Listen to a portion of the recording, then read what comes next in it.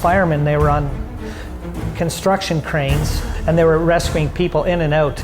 And I noticed there was one lady and the firefighter, he put his coat over her to keep her warm. And I pressed the button right then.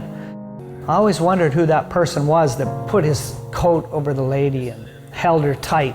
可是妈妈救出来过程，为什么我会把消防衣马上脱下来去做覆盖的状况？是因为当时候那位妈妈其实她只有简单的内衣。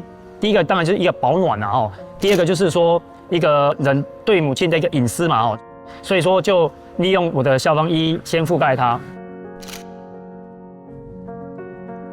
那一张照片其实也是 push 我未来在对于我这个消防工作来说，一直努力成长，一直不断支持我的一个标的这样子。